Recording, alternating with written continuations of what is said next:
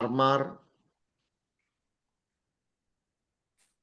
tal como les decía, el hecho de ir encontrando a Freud en los distintos autores, múltiples autores del psicoanálisis, va a permitir ir forjando aquello que Thomas Kuhn explicitó en su doctrina acerca de los paradigmas, cuando planteaba que a los paradigmas se los puede articular. Es decir, Klein, Winnicott, Bion, por ejemplo, Lacan, aspectos, pero ¿en qué punto? En los puntos de coincidencia, en los puntos en los que hay coincidencia. Si no es un masacote, hay muchos que hacen masacotes. A mí, qué sé yo, será por goloso, que no me gustan los masacotes. Me gustan Hola. los tostados bien tostados, los mates bien cebados, y me gusta la continuidad de la obra freudiana a nivel contemporáneo como producto de una buena articulación.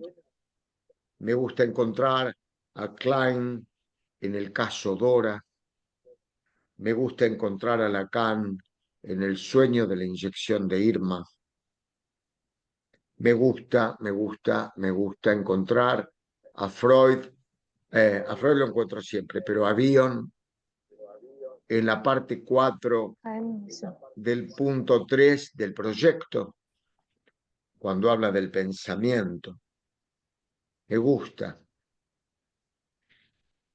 Me cuesta más encontrarlo y buenos días a todos. Buenos días, Juan, a todos, Caro. Ahora sí los veo bien a todos. Me cuesta encontrarlo un poco más en la psicología del yo. Me cuesta, y yo tengo una hipótesis antes de que nos metamos de lleno. ¿Por qué me cuesta, yo me pregunto, encontrarlo en los Estados Unidos? Yo creo que me cuesta por algo por un artículo que absolutamente revolucionó la doctrina psicoanalítica, que fue el malestar en la cultura. El malestar en la cultura propone una aclaración antes. En todas las instituciones psicoanalíticas de todo el mundo se habla del Freud psicoanalista, de Freud y antropológico, del Freud filosófico, del Freud social. Hay un único Freud, que es el psicoanalítico. Cuando Freud se aboca a la sociología, a la antropología o a lo que fuera, dice José Luis Valls, es solamente para llevar agua a su molino. Es decir, es para intentar corroborar o no sus doctrinas psicoanalíticas, dispuesto a dejarlas de lado. En el malestar en la cultura, a mi gusto, Freud define su posición respecto de la represión.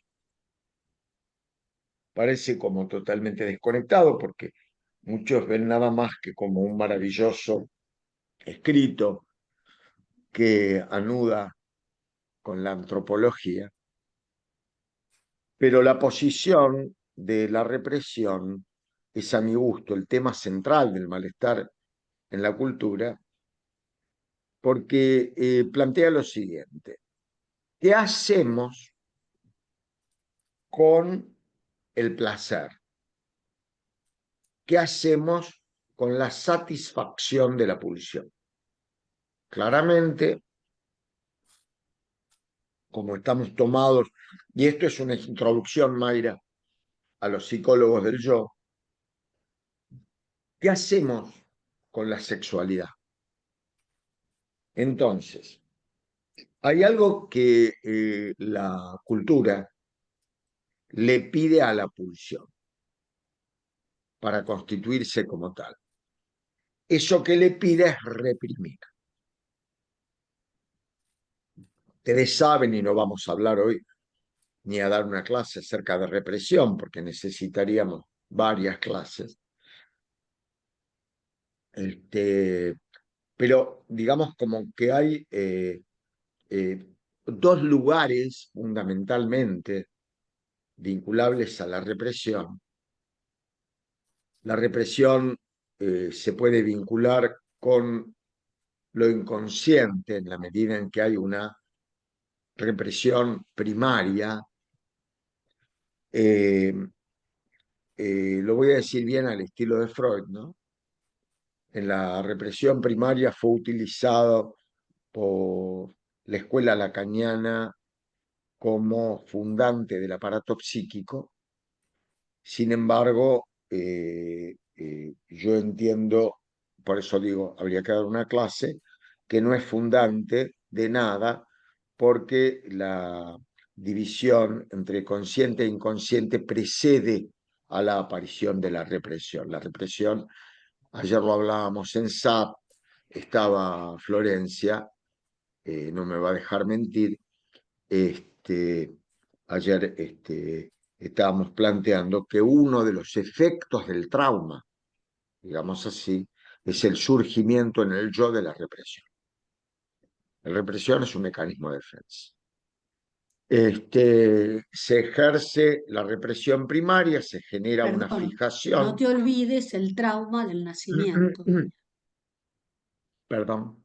No te olvides el trauma del nacimiento. Claro, pero ya o sea, empezamos, si quieren hablamos de toda la obra de Freud, yo no tengo ningún problema. Pero Mira, yo te ahí digo tenés una que ir cosa, en no me quiero división, pelear, ¿eh? síntoma No y me quiero angustia. pelear. Espera, eh, a mí me Pero encanta que Estela represión vos sabés, primaria en tanto una de y en las cuanto cosas que hay más me algo gusta que es un es trauma que que se Estela me acaba de complique la nacimiento. vida. Lo que Y más que me no. gusta, ¿eh?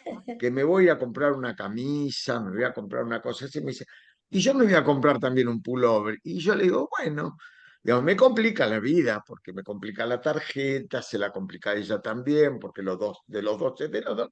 Y la clase me encanta porque me las complica, a mí me encanta que me las complique, se las complica a ella también, pero nos divertimos, nos reímos, la pasamos bien, jugamos, es uno de nuestros juegos intelectuales predilectos de estar con ustedes. Pero ya Estela me está llevando a la inhibición, síntoma y angustia, a 1926, 25, a Otto Rank, Bueno, a no, lo no que te le estoy contestó llevando tan Freud a lejos. Otto Rank sobre Es el trauma del sencillito. nacimiento. Hay una represión que es una represión fundante del aparato, dice Lacan, que es la represión original y que produce la escisión, digamos, ¿no? La represión Bueno, para primaria. Lacan la represión fue fundante del aparato, pero para el aparato de Lacan, digamos. Vos estoy hablando de Freud, es otro tema, no tiene nada que ver. El, el, el tema es que luego se produce el retorno de lo reprimido porque la represión primaria, la represión de la pulsión, por suerte, no es completa. El concepto de completud, siempre se los digo, de Freud no es lo mismo que en Lacan. La completud significa que la represión primaria se logró y no hay retorno de lo reprimido. Y eso ocurre en las caracteropatías. Entonces queda fijado a una determinada modalidad. Pero gracias a Dios y gracias a que es floja la represión. ¿Por qué es floja la represión? A ver, ¿por qué no alcanza la represión primaria para mantener duro ahí, rígido, fijo, un determinado, digamos así, componente pulsional? Porque insume gasto de energía psíquica la represión. Entonces, como insume gasto de energía psíquica y la energía se agota, se afloja el carcelero en un determinado momento y se le escapa la maldita, la pulsión. la que hace que el psicoanálisis sea una psicología especial. Como se le escapa, lo que está reprimido primariamente puede llegar a acceder a la palabra, entonces ahí viene lo que se llama la represión propiamente dicha, el esfuerzo de dar caza, que es la represión secundaria. A la primaria se la llama esfuerzo de oreja. Toda esta historia, hola Lu,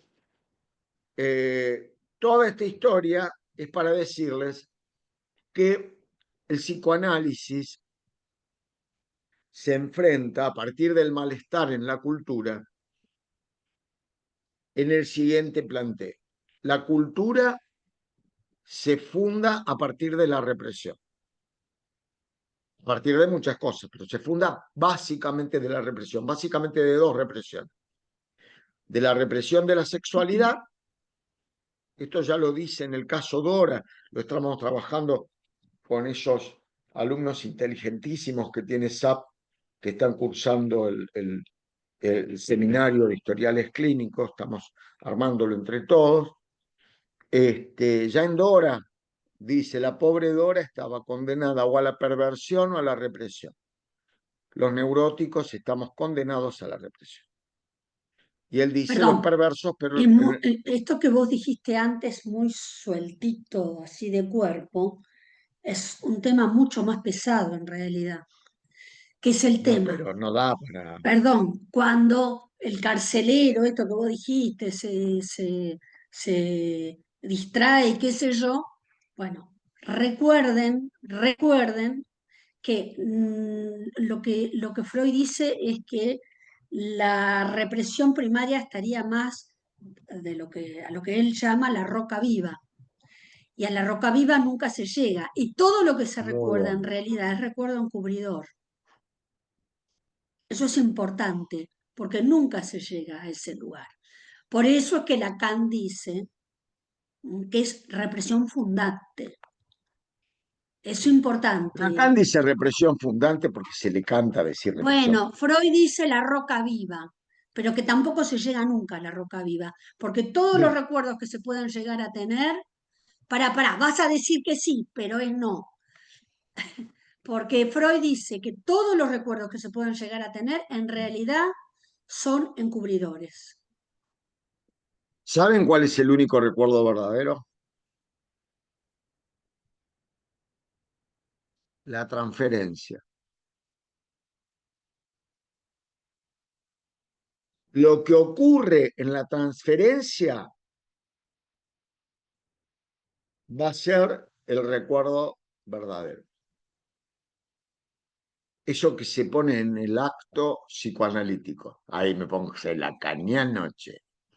Pero no me voy a poner lacaniano nunca respecto a cuál es la posición. Por eso mis dudas acerca de los psicólogos de hecho es que yo los quiero, los estudié a todos años, dediqué 15 años de mi vida a estudiar y a hacer trabajos relacionados, a muchos están subidos en la web, en una cosa que no sé si la conocen, que se llama Academia de no sé qué, me preguntan todavía si es de mi autoría, me mandan 800 millones de mail y lo consulté y me dijeron en la biblioteca de APA, ni conteste, eso ni lo conté. Bueno, la cosa es que la posición frente a la represión es el tema central psicoanalítico del malestar en la cultura.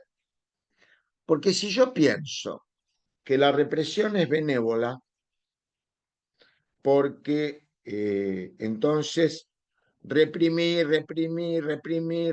la sexualidad, la otra represión, radica en algo que consideramos inevitable, que es la compulsión a trabajar.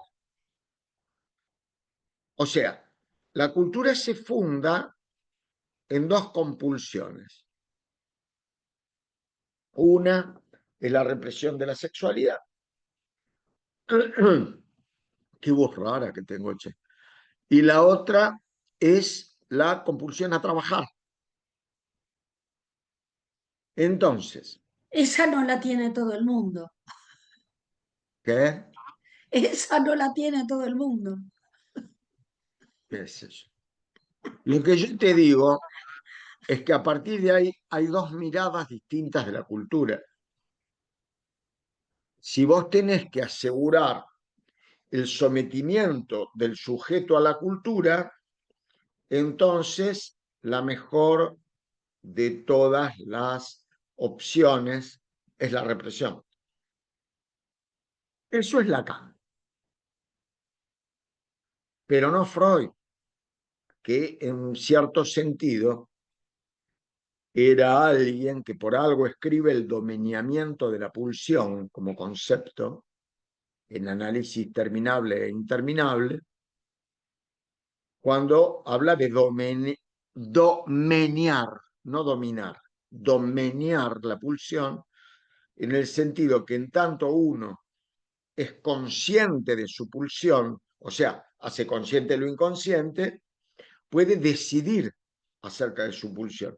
La ejecuta, no la ejecuta, la posterga, la deja de lado. Que no es lo mismo que reprimir. ¿Por qué? Porque la represión siempre deja síntomas. Entonces, ustedes imagínense que nuestro maravilloso mundo, ¿no? Hubiera dado, Emma, para poner hoy la canción, ¿no? Esa de, ¿cómo era que se llama? What a Wonderful World, digamos, ¿no? Hermoso, con Louis Armstrong. pacífico, de Louis Louis Armstrong. Armstrong, increíble. Entonces, The Wall, The Wall, ¿eh? Todos derechitos caminando uno atrás del otro. ¿Eh? La felicidad, ja, ja, ja, ja, había una canción de Palito Ortega. ¿Eh? Me la dio tu mamá. Linda, que es la vida. Después no pasa nada. Lo malo no existe. Simplemente no nos problematicemos con lo malo. No lo digo yo, lo dice Freud. Después de haber ido a los Estados Unidos, porque en algunas cuestiones tengo más y en otras menos respeto, se organiza ese tipo de sociedad sobre la base de la represión estricta de la cultura. Con lo cual, hay ciertas sociedades, yo le diría el mundo, porque esto no es una diferencia entre derechas e izquierdas, ni es una diferencia de tipo ideológica, es una cuestión humana. El mundo se funda en la represión. Hoy, no importa cuál sea la ideología imperante en donde sea, el sufrimiento humano le importa un pepino a cualquiera que esté en la derecha, en la izquierda, arriba, abajo o en el centro. Esto, nos guste o no nos guste, es así, pero no es el sentido el hablar acá de ideologías, porque aparte si no en APA me matan, parece que es una mala palabra, hablar de ideología, pero sí es verdad que en psicoanálisis tiene efectos acerca de qué se propone un analista al analizar. Porque una cosa es que vos analices a una persona para que elija lo que puede, lo que quiere, ayudarlo a que lo logre hasta cierto punto, porque parte de su esfuerzo, parte es crear las condiciones para que su esfuerzo, bla, bla, bla, bla, bla, bla, bla, bla, bla. Una cosa es que trabajes, o la Moni, al favor del proceso represivo y otra que logres deslindar al sujeto en la represión. Toda esta historieta, aparte de aclararle a Estela que cuando habla del trauma de nacimiento, Otto Rank, Freud lo toma en inhibición, síntoma y angustia, dice, muchacho, todo bien, pero todo es angustia de castración. Lo subsume a la angustia de castración. En la psicología del yo, la represión es un problema gravísimo. Con lo cual, la psicología del yo tiende en todos sus autores a la adaptación del sujeto al medio. Ahora nos lo va a contar más explícitamente Mayra. La sobreadaptación. Estadísticamente se ve que en la mayor parte de las sociedades, haciendo como una comparación, por ejemplo, entre Canadá y Estados Unidos versus Suecia, Noruega, Islandia, la capacidad de sobreadaptación en países de América del Norte, y sus efectos psicosomáticos son mucho mayores que en los países nórdicos, por ejemplo, en donde los efectos psicosomáticos que se observan son mucho menores. Sobreadaptación, ustedes saben, a partir de trabajos de Martín Dusan, que estuvimos leyendo algo la otra vez, el pensamiento operatorio se funda en la sobreadaptación del sujeto a la cultura. Y en la sobreadaptación en general, la máxima es a la cultura. Cultura bendita seas, me adapto a lo que vos me pidas y pasa a un absoluto segundo plano la pulsión. Entonces, se nos ocurrió, intercambiamos, por ejemplo, con Mayra, a quien ahora le voy a pasar la palabra, charlar con ustedes, dialogar a partir de la lectura acerca de la psicología del yo. Y yo le voy a pedir a algunos de ustedes, que los conozco todos, capaces de poder hacerlo, que se fijen en la lista que yo mandé de psicoanalistas argentinos dentro del chat, cuál es el primero que había nombrado, porque no me acuerdo, para ver la próxima con quién compartimos material para hablar. Hola Mayra, Hola, buen día a todos y todas. ¿qué tal Mayra? Bueno, hemos hecho un buen acople porque vamos a trabajar a partir de de las 12 del mediodía con Chile, y ahora nuestros queridos colegas de aquel seminario se han acoplado a así que estamos todos dentro, digamos, ¿no?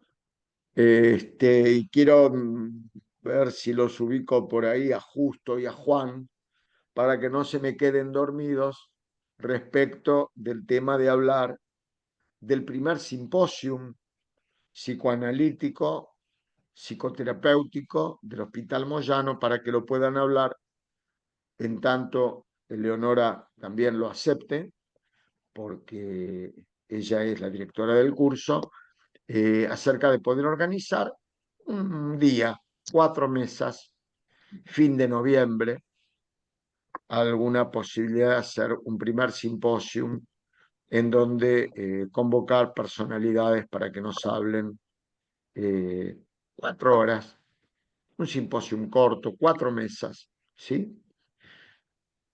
Bueno, Mayra, arrancamos con los psicólogos del yo. Dale. Fallé en preguntarte cuál es el libro Mira, que me mandaste. me leíste el pensamiento. Mm. Se llama Teorías psicoanalíticas del desarrollo. Una integración. Es un libro escrito por dos norteamericanos, de lo mejorcito que yo he conocido, que tienen apellido de boxeador. Son marido y mujer, los Tyson, Mm. como Michael, pero no fue Michael Tyson. Es Phyllis Tyson y Robert Tyson. Arminda Averasturi y Barb. Espera, empieza por Arminda. Arminda y los Baranche. Bueno, después me dicen quién tiene ganas, porque no me acuerdo ahora en el grupo. Arrancamos, Mayra. Sí, Vamos con los psicólogos del yo. los psicólogos del yo. La introducción de la teoría estructural de Freud despertó interés por el rol del objeto en la formación de la estructura psíquica, llevando a un creciente interés en el estudio directo de bebés y niños. Resulta de cierto interés histórico que estos teóricos de hace 3 y 4 décadas atrás tuviesen que depender del conocimiento de los informes de Hampstead y del trabajo entonces en curso de Spitz, además de las reconstrucciones a partir del trabajo analítico con niños y adultos, pues no se disponía de otra información sistematizada analíticamente de los datos provenientes de la observación de niños.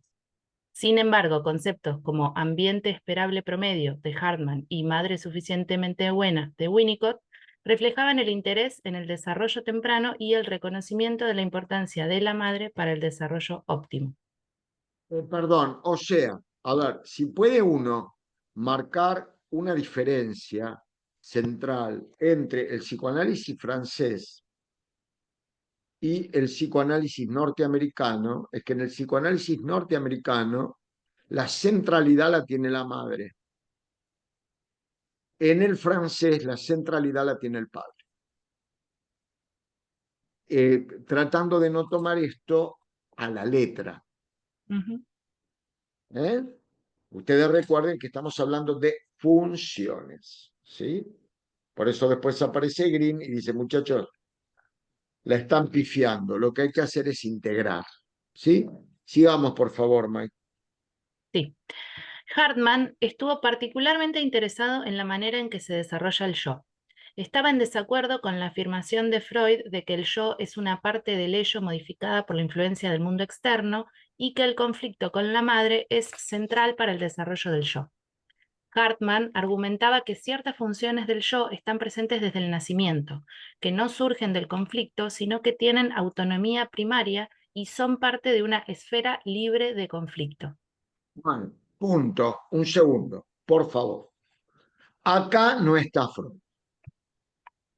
Sí, en lo innato, pero esfera, acá está mal traducido. En realidad, lo que afirmaba Hartman es que hay áreas libres de conflicto. Eso es mentira. Hartman ya no me puede escuchar porque, pobrecito, pasó a otra vida, digamos así, seamos benévolos, pensémoslo de ese modo, pero es mentira. El psicoanálisis, el psiquismo en general, las ciencias sociales, la antropología, todo lo que se conoció en una época como ciencias del hombre, tiene como fundamento el conflicto. La muerte del conflicto es la muerte de la posibilidad de pensar en el psiquismo. Lo psíquico está en permanente estado de conflicto. Muchas veces el analista, por no decir siempre, con lo que trabaja es con lo que en el sujeto está en conflicto. Si hay áreas libres de conflicto, en el lugar en donde hay área libre de conflicto, no hay sujeto. El sujeto es conflicto. El conflicto social, el conflicto político, el conflicto filosófico. Ustedes, desde leer a Heidegger respecto de leer, ¿cómo se llama? No me acuerdo ahora, el coreano que leí hace poco, ustedes muchos se acordarán, Chi Chu Chim Byung-Chul Chan, Han. yo soy, ahí Byung-Chul va, Han. ahí está, me leí en el verano un libro entero, pero lo último que veo yo es el nombre del autor, me interesa mucho más la temática, que me regaló mi hija, y bueno, eso no podés articularlo, es inarticulable, y está en conflicto, hay posiciones en conflicto. Este ni está en conflicto, porque la hace fácil. La mente humana tiene áreas libres de conflicto. ¡Ah, la mierda! ¿Vos te imaginas? No Bueno, tiene conflicto. Se perdón.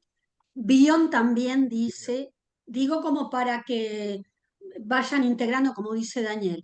Bion dice que hay áreas libres de conflictos, y bueno, áreas psicóticas de la personalidad. Pero eso es otro autor, pero tengan en cuenta que sí, hay autores que dicen que hay áreas libres de conflicto.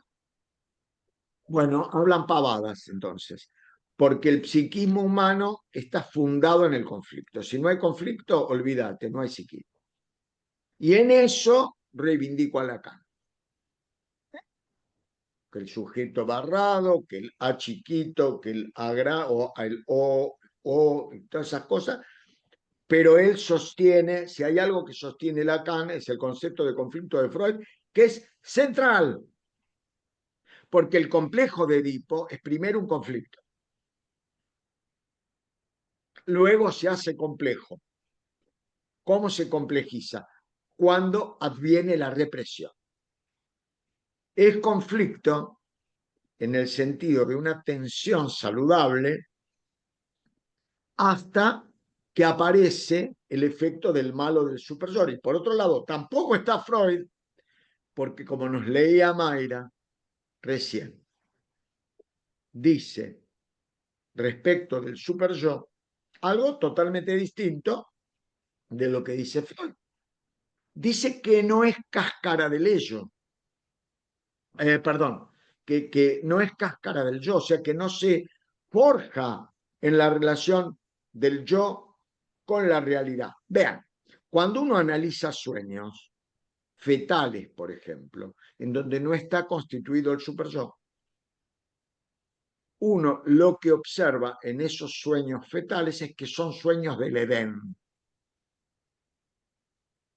El conflicto puede ser entre la manzana y Eva, pero no es entre la manzana o no morderla. Cuando ya se instaló, porque ¿por qué sale? Juguemos un poco, quien es creyente que sea creyente, que quien no es creyente no lo sea, cada uno con su idea. Porque a Eva, dentro de Adán y Eva, digamos así, la manzana es el super yo. No lo voy a meter a Dios en todo esto, porque Dios había dado una norma, pero Eva prueba la manzana y se la va a probar a Adán y se terminó el Edén.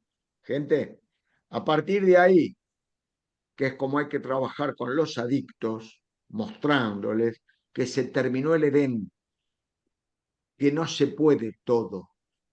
¿Por qué? Porque no. ¿Está prohibido? No, no está prohibido. Delinquir no está prohibido, tiene consecuencias.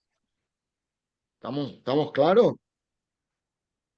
Pero para la psicología del yo tiene que estar prohibido. Entonces, el superyo no se genera como efecto de la relación del yo con la realidad, cuando Freud dice en el yo y el ello que el superyo es la diferenciación de una parte del yo en relación con la realidad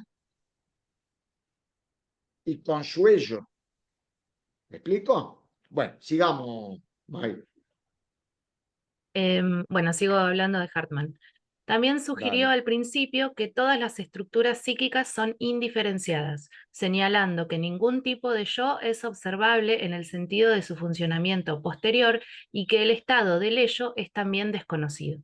Por lo tanto, sería imposible discriminar las funciones que posteriormente estarán al servicio del yo de aquellas que son atribuidas al ello. Siguiendo las corrientes metapsicológicas de aquel entonces, Hartmann estaba también interesado en esclarecer el concepto del yo. El término das Ich que utilizó Freud y que Strachey tradujo como ego tenía dos significados en el alemán original. Un self propio de la experiencia, es decir, el sentido de uno mismo experimentado como una persona separada y una sensación de continuidad en la identidad, y especialmente después de que propuso la teoría estructural, una estructura psíquica hipotética. Perdón, una Hartmann, aclaración, una aclaración. Cuando dice teoría estructural, no está hablando del estructuralismo lacaniano, ¿eh? Está hablando de 1923, el yo y el ello, las tres estructuras psíquicas, ¿eh? El yo, el ello y el superyo. Es la vuelta del 23, la segunda tópica, ¿sí? Aclaro esto por la palabra estructura. Sí, por favor. Hartmann hizo distinciones conceptuales entre el yo como subestructura de la personalidad o sistema definido por sus funciones, el self como la propia persona, es decir, la persona total, y la representación del self como parte del sistema del yo que existe como contraparte de la representación del objeto. Sus intentos de aclarar el término yo lo llevaron a una redefinición del concepto de narcisismo. En lugar de una investidura libidinal del yo, en tanto self en la época en que Freud introdujo el concepto, pero fácilmente confundido con el yo de la teoría estructural, Hartman sugirió que, de acuerdo con la teoría estructural, el narcisismo debería ser considerado como una investidura libidinal del self, o más apropiadamente, de la representación del self. ¿Entienden? La diferencia entre el concepto de yo y de self para para estas escuelas es que hay una investidura, porque uno podría decir, ¿qué es el narcisismo? El narcisismo es la zona erógena del yo, digamos así. Es el autoerotismo, por decirlo, hecho narcisismo después de una identificación primera y más original. Pero acá agrega la investidura de los afectos, yo se los voy adelantando. El self es un lindo concepto porque incluye a los afectos la representación del cuerpo, las representaciones que conlleva la relación con el objeto. O sea, el concepto de self amplía, y esto es muy importante, lo que es en sí la representación psíquica de yo. Acá, esta parte sí es buena de la obra de Hartman y de la psicología del yo, la ampliación que produce del concepto de yo a self. ¿Sí? Saben que va a desarrollar esto mucho y muy claramente Winnicott, ¿no? Con su concepto de true self, verdadero self y pseudo self. ¿Sí? Sigamos, por favor, Mike. De acuerdo con Brenner, Hartman estableció estas distinciones de manera más bien improvisada en una reunión de la Sociedad Psicoanalítica de Nueva York. Y si bien el punto principal de Hartman no era la distinción entre el self y el yo, la discusión que siguió a su presentación tuvo aparentemente un gran impacto. Brenner recuerda que Edith Jacobson, quien se encontraba presente, quedó muy sorprendida por lo que Hartman había dicho y tuvieron una viva discusión. La idea de usar el término self le atraía vivamente, y desde aquel entonces se convirtió en un término psicoanalítico conocido. Jacobson se mostró entusiasmada por las distinciones de Hartman entre el yo como estructura psíquica, el self como la persona total y las representaciones del self y del objeto. Ella encontraba muy útiles estos conceptos, especialmente para comprender los procesos de internalización durante el desarrollo psíquico temprano, así como la formación de tipos particulares de patologías que se creían tenían orígenes tempranos. Elaboró un marco teórico desde el punto de vista del desarrollo para la aparición del sentido del self propio de la experiencia, proponiendo que las representaciones tempranas del self y del objeto se agrupan alrededor de las experiencias placenteras y displacenteras, de manera que las representaciones de un self y un objeto buenos y malos surgen antes que de las representaciones integradas. Desafortunadamente no fue precisa en su terminología y utilizó los términos sentido de self, sentido de identidad, conciencia del self y sentimiento de self indistintamente, pues existía escaso interés en hacer mayores distinciones. Bueno, como ustedes verán, te lo digo esto no en términos de corrección, sino en términos de que a mí me costó mucho entenderlo. En realidad es Jacobson, a mí también me salía Jacob o Jacobson, qué sé yo, pero es Jacobson, una mujer muy inteligente, y que va mostrando cómo la utilización del concepto de self incorpora aspectos al concepto en sí de yo. Acá este libro dice que desarrolla el concepto de yo. A mí me parece que le agrega aspectos que caracterizan y que son útiles y que inclusive habilitan algunas otras cuestiones dentro del psicoanálisis contemporáneo cuando plantea que uno tiene una representación de cuerpo, una representación de la relación del cuerpo con sus zonas erógenas, con el otro, agrega la representación de los afectos, por ejemplo. Lo cual es muy importante porque, por ejemplo, en fenómenos como la identificación proyectiva, en la identificación proyectiva, cuando uno proyecta en el otro, identifica y proyecta, va a proyectar aspectos que tienen que ver también, no solo con el conflicto que por esa vía intenta defenderse, sino también partes del self, es decir, parte de sus propios afectos, parte de su propio cuerpo, parte, ¿entienden? O sea, parte de la concepción de la situación. O sea, es interesante. Acuérdense que cada vez que les hablo de Green, les digo que una de las funciones principales es la ampliación que hace Green de la teoría psicoanalítica, la amplía, y ustedes fíjense que ya en esto que estamos leyendo vemos esta ampliación. Acá el concepto de self, por decir así, es una primera ampliación al concepto freudiano de yo. Acá está Freud, ampliado. ¿Sí? Sigamos, por favor, May. Perdón por las interrupciones. No, por favor. Con la introducción de la teorización acerca del sentido del self, el tema de la aparición del sentido de identidad del niño y sus desórdenes salieron a la luz.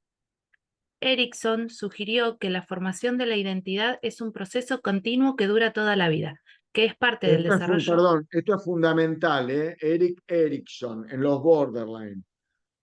El tema de la difusión de identidad, uno de los factores para hacer diagnóstico de paciente borderline. Escuchen atentamente a Mayra. Por favor, Mayra.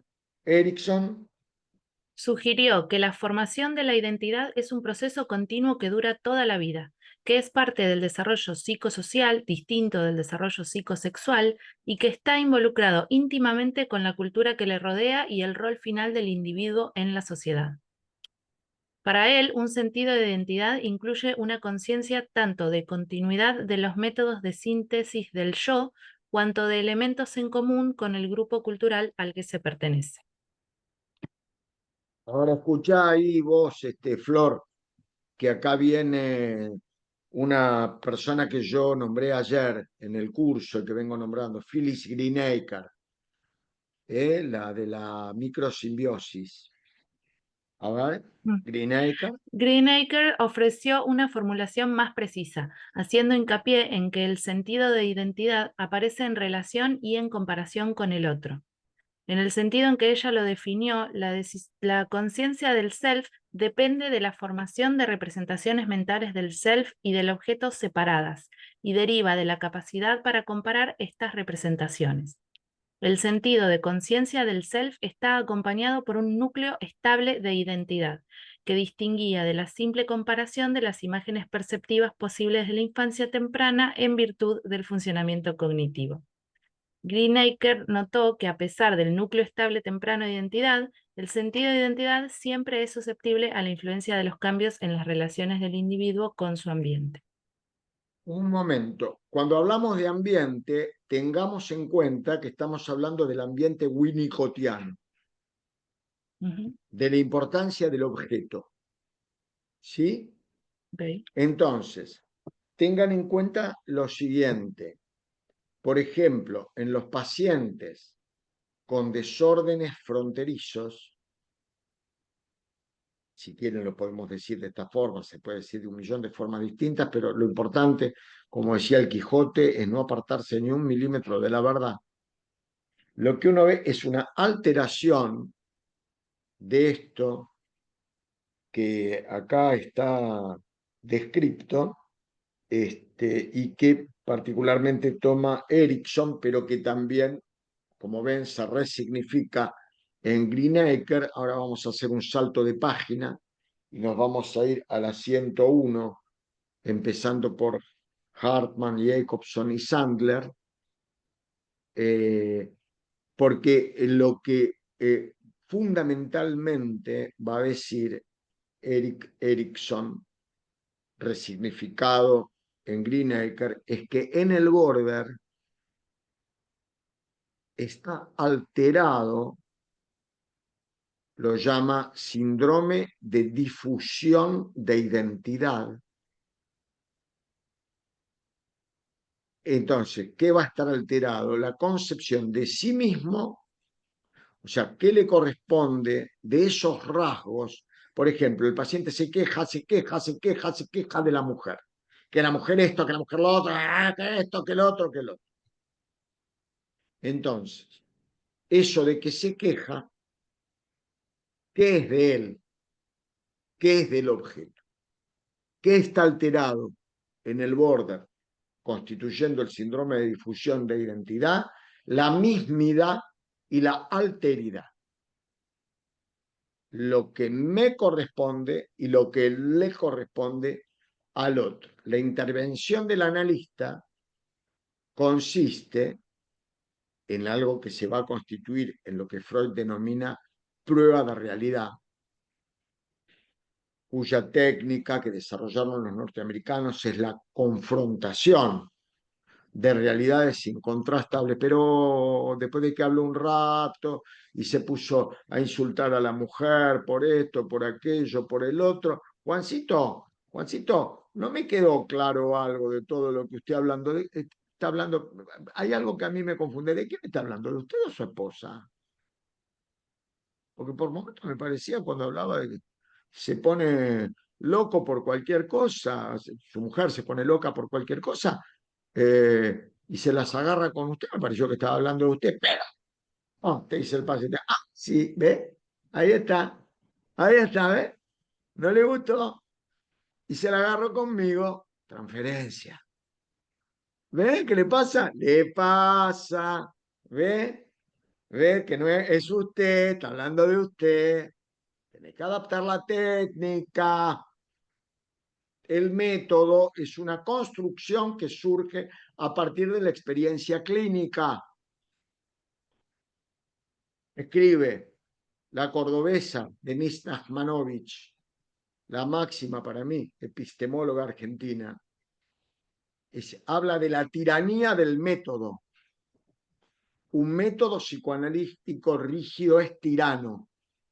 Es un tirano que le ordena al analista sobreadaptarse y obviamente al paciente someterse a la sobreadaptación del analista.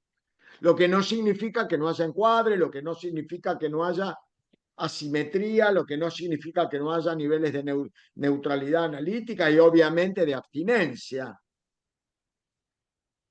Pero el método se adapta a la experiencia clínica, pero sí, Juancito. ¿Cómo me va a decir que no es usted si conmigo usted hace lo mismo que me dice que le hace su esposa? Déjese de joder.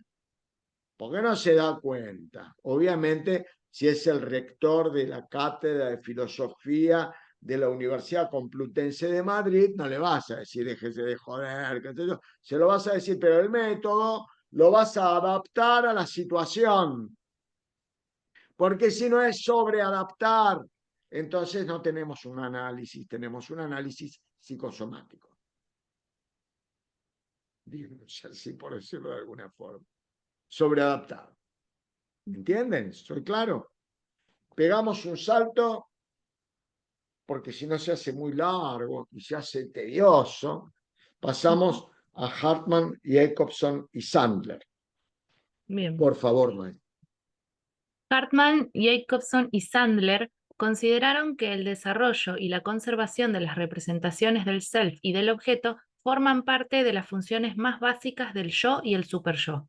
No obstante, los conceptos sobre estas representaciones se han convertido gradualmente en la base de una variedad de teorías referidas principalmente a las relaciones de objeto y del self, teorías que más bien se han separado y no integrado a los conceptos estructurales. A estas siguieron otras ambigüedades conceptuales y diversas opiniones acerca de la formación de la estructura psíquica que continúan vigentes. La distinción entre el yo y el self y la propuesta de una esfera libre de conflicto han llevado a algunos teóricos a reducir su concepción acerca de la formación de estructura al complejo de Edipo y a la neurosis infantil. Se dan cuenta, ¿no? Se dan cuenta. Si hay área libre de conflicto, entonces el Edipo ahí está ausente. Entonces, ¿de qué trabajamos? Si no está el complejo de Edipo, ¿de qué trabajamos los psicoanalistas? Si nosotros trabajamos del complejo de Edipo, ¿de qué? Los que ejercemos el psicoanálisis, ¿saben de qué vivimos? Vivimos del complejo de Edipo. Dios lo guarde al complejo de Edipo. sino que no somos psicoanalistas, no hay psicoanálisis sin complejo de Edipo. No hay psiquis. ¿Cómo no va a haber conflicto? Hay conflicto edípico permanente, siempre, en el amor, en el odio, en las impulsiones, en las compulsiones, siempre, es permanente. ¿Cómo va a haber área libre de conflicto? Entonces te estás dedicando a otra cosa. Bueno, ahí sí. Y es válido dedicarse a otra cosa. Y uno dice, hago tal psicoterapia. Es válido. Ujú. Pero si estamos en el terreno del psicoanálisis, estamos en el terreno del complejo de Edipo. No puede haber área libre de conflicto. Sigamos, por favor. Kohut y sus seguidores, por ejemplo, argumentan que las consideraciones sobre el conflicto y las estructuras del modelo tripartito son más relevantes para los últimos años de la niñez temprana, es decir, para la resolución de los conflictos del complejo de Edipo. Es como si el superyo apareciera solo entonces, de manera que solamente desde entonces es posible hablar del yo, el superyo y el ello como estructuras internalizadas. Por eso mismo, yo voy a dar mi parecer. Seguramente, si alguna vez, aparte de nosotros, alguien escucha esto que estamos hablando, tendría disidencias. Para mí, Kohut está por fuera del campo del psicoanálisis. Por esto que acaba de leernos generosamente Mayra. ¿Querés volver a leer la parte central de esto? Sí. Bueno, Kohut y sus seguidores argumentan que las consideraciones sobre el conflicto y las estructuras del modelo tripartito son más relevantes para los últimos años de la niñez temprana, es decir, Es para una la locura, resolución de los es una conflictos del locura, complejo de Edipo.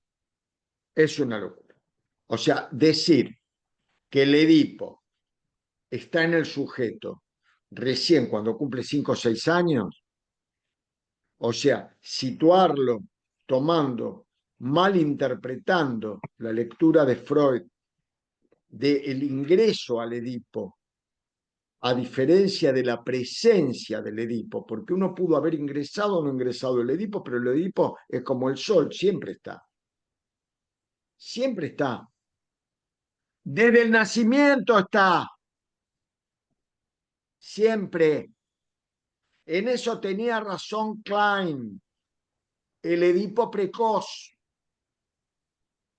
que lo armamos con lo que podemos. Pero ¿sabes qué vamos a hacer, Mayra? Vamos a jugar un poco. Avanza un poquito más. Ujú. Andate a la página 104 Sí. e instruinos acerca de Heinz Kohut. Bien. Yo hago solo un introito. Ujú. Ahora, ya que lo escribieron los Tyson, vamos a hablar en términos de boxeo. ¿Eh? Creo que a Emma le gusta el boxeo, como le gusta a mi hijo y a muchos, a Estela, el padre de Estela, le encantaba el boxeo. A Estela le encanta el boxeo. A Estela le encanta el boxeo. A mi viejo le gustaba tanto el boxeo que yo no lo puedo ver al boxeo. Pero Estela a veces es la madrugada y el hijo le cuenta que es mío también, el hijo, ¿no? Yo se lo paso a ella en esta parte porque es la bronca que le tengo al boxeo. Le dicen tal hora, mamá, pelea tal con tal y estamos a tal hora con la tele prendida porque se están agarrando a piña un par ahí que yo nunca lo terminé de entender al boxeo. Pero bueno, existe, es una realidad. La pelea de fondo de Norteamérica se da entre dos. Todos los otros son un poco los Salieri de Charlie. ¿Eh? Son Salieri, no Mozart. Pero la gran pelea de fondo es entre Kohut y Kember, que toman dos clases distintas de pacientes.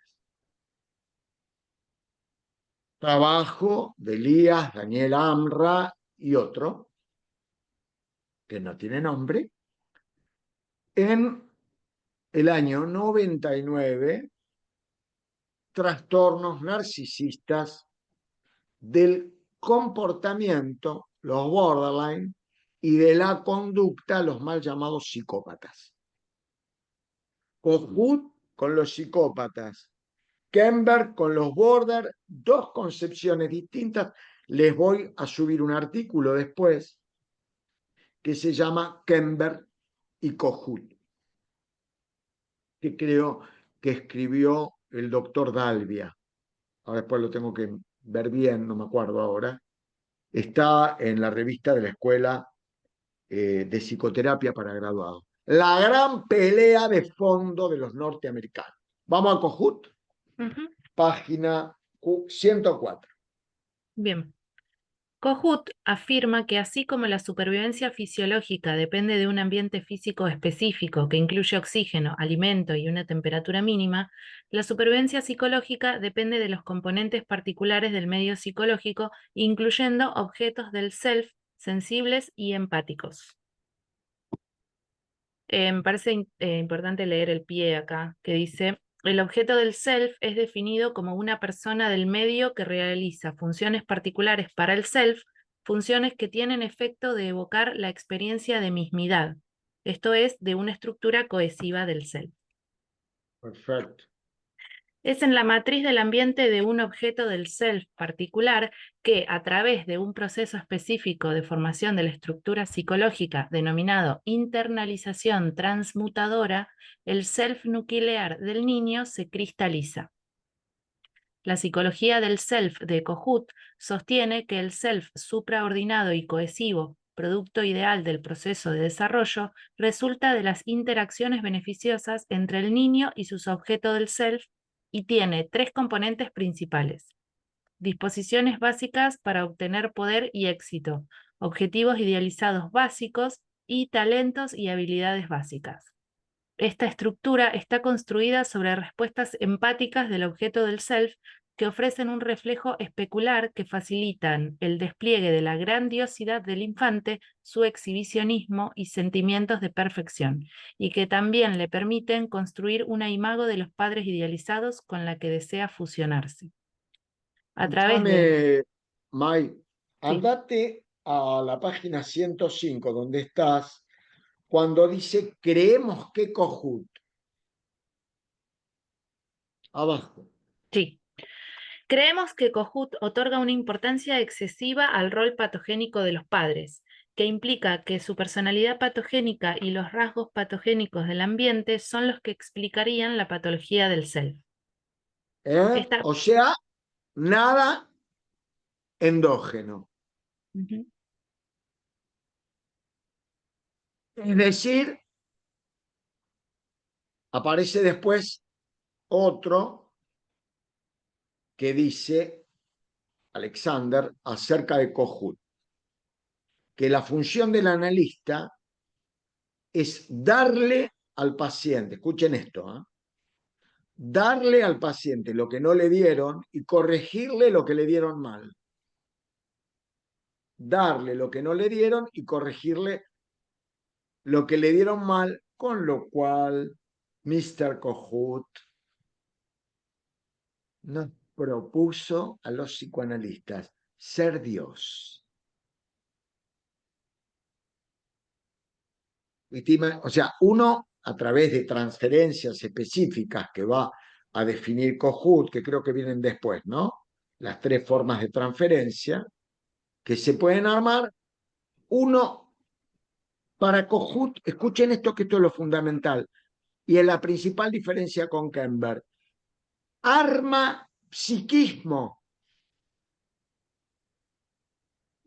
Conceptos como elaboración, como trabajo psíquico, quedan de lado porque el analista es un armador de psiquismo, benevolente. Es un amor el analista. ¿Para qué la ambivalencia? ¿Para qué la destructividad? Y ahí Habla vos uno que ve, yo traigo al perro ese que no para de ay ladrar. sí, Perdóname un están los segundo. dos hinchando. Sí. Y ahí uno ve a pacientes de algunos analistas que son todos iguales. porque para los psicólogos del yo, lo importante es, por ejemplo, que su paciente tenga, aspire y obtenga los logros, determinados logros culturales. Por ejemplo, tener un buen trabajo, tener la facultad, tener una buena familia, casarse y tener hijos. Y en realidad casarse y tener hijos no implica hacer diagnóstico respecto de eso, si es bueno o si es malo. Pero, pero para los psicólogos del yo, si el paciente llega a tener una adaptación cultural o a los valores culturales exigidos en ese momento, entonces es que está sano. Se pudo casar, pudo tener hijos, pudo hacer una carrera, cambió de trabajo, bueno, y uno lo ve en muchos pacientes de algunos analistas que son todos iguales. Claro. Terrible, pero bueno, pero pasa. Cuando en Buenos Aires habían pocos psicoanalistas, hace de esto, ponele 50 años, y en el medio analítico cuentan, a mí me lo contaron analistas míos que eran de esa época. Yo tengo 62, en esa época no tenía mucha relación, hace 50 años atrás, con psicoanalistas, digamos, ¿no? Sí, sí, en realidad sí, porque mi pediatra fue el hermano de Mauricio Abadi. Así que de algún modo, por algún lado entra la adhesión al psicoanálisis. Dicen que los que se analizaban con Garma hablaban de una forma, los que se analizaban con Raskowski hablaban de otra forma, con Abadi hablaban de otra forma, estaban todos cortados por la misma. O sea, el punto era el lograr, yo pienso que era como un problema de época, pero que tiene que ver con darle vida al psicoanálisis, estaban todos identificados con el analista. Eran todos iguales, hablaban igual, etcétera, no podía haber nada, opinar distinto, ni hablar, ¿no? Que prefirieran alguna otra teoría, y ahí yo sí le encuentro al lacanismo, por favor que no se ofenda a nadie ahora con lo que voy a decir, más allá de haber sido en la época de la dictadura la única posibilidad de estudio del psicoanálisis, porque Freud estaba prohibido, no se podía tener los libros de Freud. Cuando yo era chiquito y me regaló un tío mío Psicopatología de la vida cotidiana, me dijo, guárdalo bien. Fue uno del primer libro que leí en mi vida de psicoanálisis, y ahí me impactó por varios motivos, algunos inconfesables. Me dijo, guardalo bien, porque si llegan a entrar acá y te encuentran ese libro, hasta desentierran los huesos de mi abuelita, me dijo, hacía 20 años se había muerto la abuelita de él, y los queman. Así que no te vean con nada que tenga que ver con Freud. De Marx ni hablemos, pero con Freud tenés un cuidado terrible porque te queman en vida directamente, con lo cual la gente no leía a Freud. Y de algún modo, de esto pedía perdón, de lo que voy a decir, de algún modo, con respeto, Lacan edulcora un poco la doctrina psicoanalítica. Le pone, perdón Mónica, yo sé que a vos te gusta mucho Lacan, pero lo digo con respeto, es aparte una apreciación personal nada más, no es una definición acerca de Lacan. De hecho, ustedes vieron, tuvimos una clase entera en donde es una de las primeras veces que yo invito a alguien por fuera de nuestro seminario para que dé, y fue la clase que más tuvo de nuestro seminario hasta ahora éxito, que algún éxito estamos teniendo. Hoy creo que estamos entre los 45 o 50 personas, digamos, en general, pero cuando vino Adolfo, y en su interacción con Diego Louro, y Diego en su interacción con Adolfo, Lacan es atractivo, tiene puntos muy interesantes, etcétera. pero de algún modo, en algunos conceptos fuertes vinculados con la sexualidad más que nada, de algún modo le agrega algo de proceso secundario que de alguna forma, como les dije, le pone edulcorante a la doctrina directa de Freud, pero lo reivindico porque en la Argentina pudo mantener acá Mazota y muchos otros que trajeron y mantuvieron vivo al psicoanálisis en la Argentina, aunque fuera edulcorado. Yo soy diabético, tomo edulcorantes, pero no me privo de comer un pedazo de torta preparada para diabéticos, digamos así, y sigue existiendo la torta en mi cabeza. De algún modo pudo seguir existiendo el psicoanálisis aún edulcorado gracias al lacanismo. Pero al mismo tiempo no puedo dejar de decir que eso edulcoró un poco la potencia sexual del psicoanálisis de Sigmund Freud. Perdón, necesitaba decir esto, aunque me aleje, como a veces, que me alejo bastante de lo que estamos hablando. ¿Dónde andábamos? Creemos que Kohut, en la 105. Vale. Esta perspectiva nos recuerda el modelo temprano de afecto-trauma de Freud, según el cual se pensaba que la psicopatología adulta era el resultado de seducciones ocurridas en la niñez. Freud pronto se dio cuenta de que los impulsos sexuales y agresivos que surgían en la mente del niño contribuían también al conflicto. Pero en el pensamiento de Kohut, las experiencias impulsivas aparecen como producto de la desintegración cuando el self carece de apoyo, como si el niño fuera... Todo el objeto externo. Godzilla y King Kong, dice justo. Muy buena, está buenísima, ¿eh? ¿Te das cuenta? Godzilla, ¿qué intervención? ¿Ves? Esa podría ser la intervención de un analista en su contratransferencia cuando no viene la palabra para poder representar en un sujeto borderline, por ejemplo. Excelente, excelente, como habitualmente suelen ser sus intervenciones, la intervención de sí, entonces te das cuenta, Mike, se dan cuenta todos, es siempre el objeto externo el que dirime. ¿Dice algo adelante de las transferencias, que yo estoy medio Alzheimer y no me acuerdo? No, me parece que no. No, porque él habla de distintos tipos de transferencia, digamos así, que habla de, por ejemplo, de una transferencia gemelar. Yo después se los envío, pero el punto, y vamos a ir acotando. Lu, ¿cómo andas, Lu? ¿Tenés ya sonido? Hola, Dani. ¿Se escucha? Hola, Lu. Ah, bárbaro. Sí, se escucha bien entonces. Sí, tengo. Ahora te lo pregunto a vos directo porque no se lo pregunté a tu marido temprano. ¿Cómo anda Paz? Bien, re bien. Ahora con la abuela. ¿Bien? ¿Grandota con la abuela? Bueno, me alegro Sí. mucho. En breve, Mai y yo te vamos a dar la palabra. Vamos a tratar de hacerla más corta. Yo después les hablo de. ¿Vos te acordás de los tres tipos de transferencia de Cojut? Era gemelar.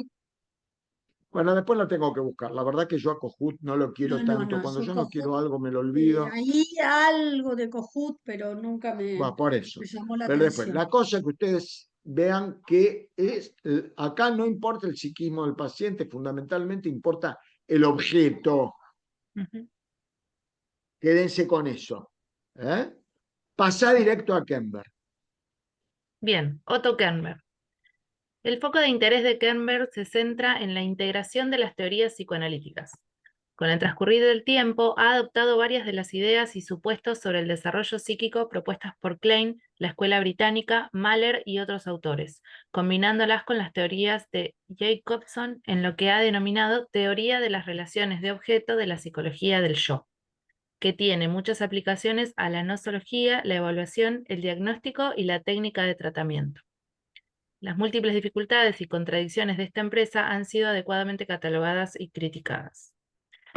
Resumiendo, Kernberg propone una teoría del desarrollo en la que los afectos constituyen el sistema de motivación primario del infante. Los afectos se organizan en impulsos libidinales y agresivos, siempre en relación a las interacciones con un objeto humano, que es más que un vehículo para la satisfacción del impulso. El yo, el superyo y el ello derivan de las representaciones de objeto y del self que se han internalizado bajo la influencia de diversos estados afectivos. Estos estados influencian o determinan las características de lo que ha sido internalizado. Por ejemplo, que el superyo sea severo o que el yo se baste a sí mismo para las tareas que debe afrontar. Desde nuestra perspectiva, sus postulados respecto al desarrollo temprano tienen un sesgo adultomórfico retrospectivo. Dichos postulados están basados en reconstrucciones realizadas en el transcurso de tratamiento de adultos severamente perturbados y no explican de manera adecuada la amplia variedad de experiencias y resultados del desarrollo posibles. O sea que, ¿sabes lo que te están diciendo acá los dos boxeadores, Tyson y Tyson? Te están diciendo, nosotros preferimos a Kohut. Lo central en Kember es que Kember afirma que las estructuras psíquicas son introyecciones de la relación de objeto. ¿Sí? Acá lo decía Elio. Elio, ¿querés decirlo vos? ¿Dónde andás? No te veo. No sé, si no lo digo yo. Elio nos recuerda Acá estoy, allí. Dani. Ahí Acá está. estoy. Contanos, Elio, lo que escribiste, porque es importantísimo. Que hay tres Sobre tipos Kohut. de lo que preguntaban recién, el tema de la transferencia en Kohut. Hablaba de una transferencia, que, si mal no recuerdo, que era la refleja, que era donde el paciente buscaba en el analista como una confirmación de su propia autoestima y valía. Después estaba la idealizadora, en donde justamente buscaban en el analista la figura de un ideal, como que el analista era una figura de calma y tranquilidad, y la gemelar que vos nombrabas, que también se llamaba alter ego, era donde el paciente buscaba en el analista la figura que le permita sentir como una conexión y una afinidad con otros, ¿no? Como que quería sentir o buscar una pertenencia y buscaba su alter ego, ¿no? Su otro. Perfecto. Son las tres entonces, ¿eh? Que quede claro lo que acaba de decir Elio, que es un aporte central a lo que estamos hablando. Idealizadora, gemelar y especular. Hay algo que decir de la diferencia respecto a esto que nos plantea Elio. Hay algo que decir acerca de las diferencias entre Kember y Kohut. Vamos a pasar por alto a Margaret Mahler, porque de Margaret Mahler les debo haber hablado 3 millones de veces. Nos vamos a ir después derecho al resumen. ¿Te parece, May? Sí. Ustedes se acuerdan que les hablo del esquema de Mahler cuando hablamos de los border. Si hay algo seguro es que si siguen un seminario conmigo, la temática de los borderlands va a salir. O con Estela, obviamente, ¿no? Eso va a estar y Mahler va a estar y etcétera. Y si quieren después podemos subirle. Si vos querés, May, después subir lo que yo te mandé a vos que Dale. acordamos ambos, ¿no? Del libro de Tyson, Tyson y Tyson, es Tyson al cuadrado, los subís y todos tienen acceso al material.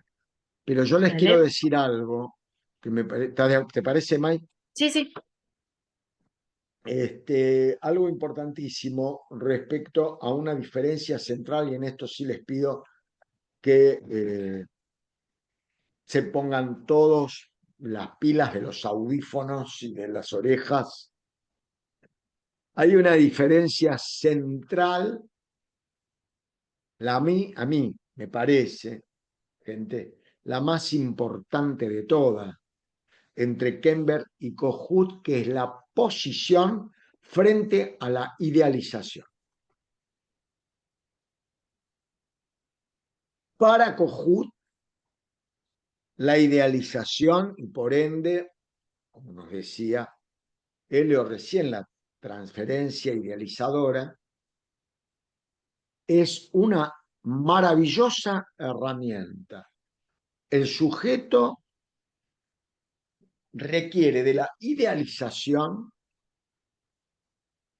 para constituir la identificación con el objeto. Por ende, Heinz Kohut fomenta la idealización. Entonces, el paciente, él tiene un trabajo que del paciente de los sesos fritos con manteca negra, búsquenlo, Kohut, en donde el analista fomenta la idealización. La idealización al analista, buscando la identificación con el objeto. Es decir, del paciente con el objeto, en este caso, el analista que vendría a sustituir al objeto primario. ¿Sí? A ese que no le dio, a ese que le dio mal. Para Kember, y vaya si estudié Kember en mi vida, Kember viene hace años. Kember es un tipo que tiene hoy día como 98 años. Es un tipo muy grande, es un tipo que nació en Chile, se fue a vivir a Austria, después volvió a Chile. A veces dicen que nació en Austria, otros dicen que nació en Chile. Él dice que nació en Austria, algunos dicen que en realidad nació en Chile, después volvió a Chile, después fue a Harvard. Va, tiene toda una historia, pero para él lo central es que la idealización es la peor defensa. ¿Por qué? Porque la idealización impide la presencia de objetos buenos. Porque ponele, no sé, ponele a Martín. Yo lo idealizo. Y es mi ideal. De tipo que estudió, ahí arriba lo tengo, estoy tapando mi agresión. ¿Ustedes saben cuál es la diferencia entre agresión y agresividad? Y ahora le doy el pase a Mayra que nos lea el resumen, que es cortito, y después empezamos bien en hora, creo yo, con lo que nos tiene para contar Lourdes. ¿Ustedes saben cuál es la diferencia entre agresividad y agresión? Es importante esto, porque la agresividad hay que interpretarla, hay que trabajarla, hay que mostrarla, hay que tolerarla. Por ejemplo, la agresividad de nuestros pacientes, no la agresión. La agresividad es el ataque al objeto como producto de una decepción con el objeto. ¿Vamos de vuelta? Es el ataque al objeto por decepción ante el objeto, que proviene del objeto. Por ejemplo, llega el paciente y uno se demora 2 minutos y entra el paciente acusándote de abandono. Muchos de ustedes les puede pasar que a veces, si se demoran un poquitito, sienten con algún paciente que se puede enojar o algo por el estilo porque ustedes se demoraron. ¿No les pasa eso? A mí hace 40 años que me dedico a esto, me sigue pasando. Bueno, ahí está la contratransferencia y con eso hay que tratar de hacer algo, no vomitar, como dije ayer en el curso de SAP, no vomitar, no se vomita esto. Se procesa y se ve cómo trabajar la agresividad. Pero la agresión es un derivado directo de la irritabilidad del protoplasma celular. Es decir, la agresión es algo innato. hay cantidad de agresión. Por ejemplo, en la esquizofrenia, la agresión es mínima. A vos que te gusta, te encanta la semiología, justo. La agresión en la esquizofrenia es mínima. ¿Por qué? Porque toda la pulsión de muerte está dedicada a destruir el aparato psíquico. Entonces le queda poca agresión hacia el objeto. La agresión es un derivado directo de la pulsión de muerte. La agresividad es producto de la frustración del deseo, del instinto de vida. Son cosas totalmente distintas. Hay algunos brutos que dicen saber de un autor que se llama Fairbairn, que dicen que no existe la agresión y se le ocurre escribirlo en páginas que son de acceso general al público. Imagínense de dónde, yo no lo voy a decir. ¿Dónde? Dicen que no existe la agresión porque, por ejemplo, Fairbairn decía que no existía la pulsión de muerte. Mamita, si ahí no encontramos a Freud. Cariño, Cintia. Mamita, ahí no está Freud. La agresión es la agresión porque sí. No deben tolerarla y deben interrumpir esa sesión de inmediato. Nadie puede, la agresión queda por fuera de la esfera del psicoanálisis. En la agresión uno interrumpe el tratamiento.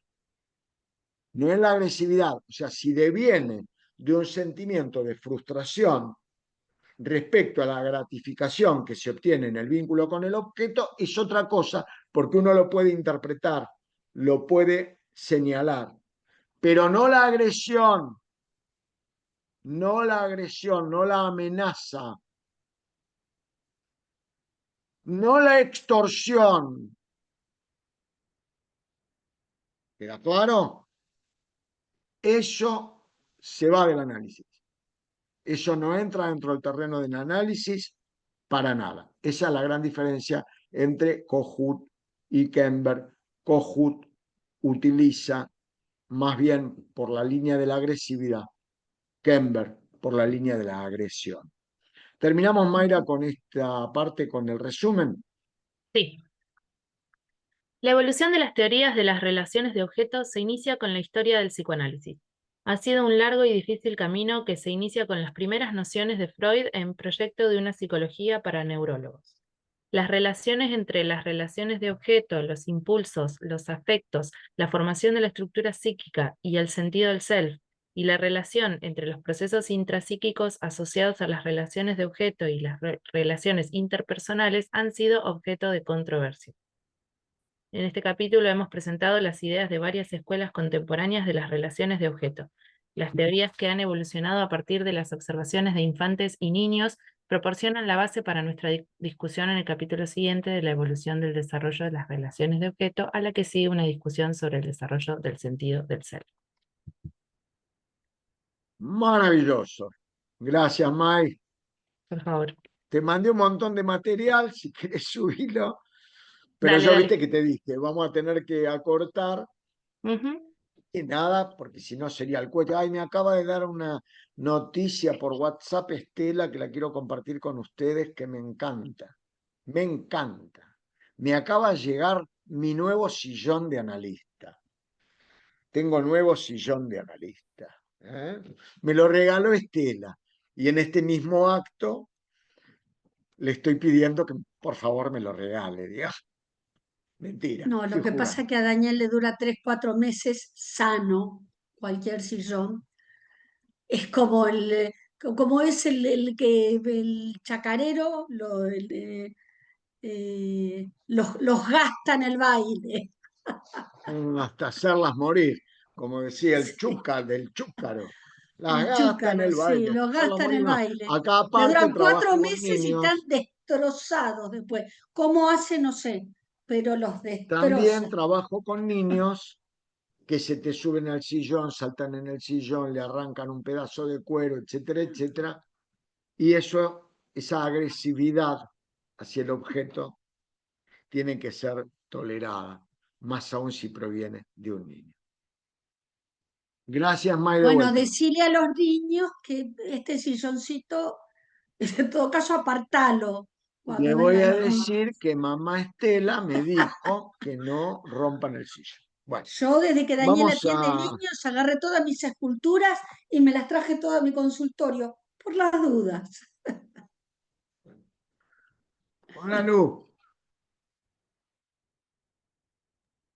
Hola, ¿Cómo te va?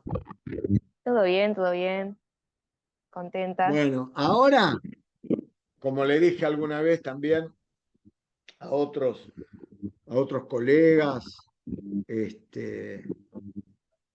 agarrar la pelota y jugar. Bueno, bueno, para seguir un poquito la línea, vamos a arrancar con René Spitz, si te parece. Lleva vos ¿Qué la clase, llévala vos, es lo tuyo. Emma se anda por ahí, necesito compartir la pantalla.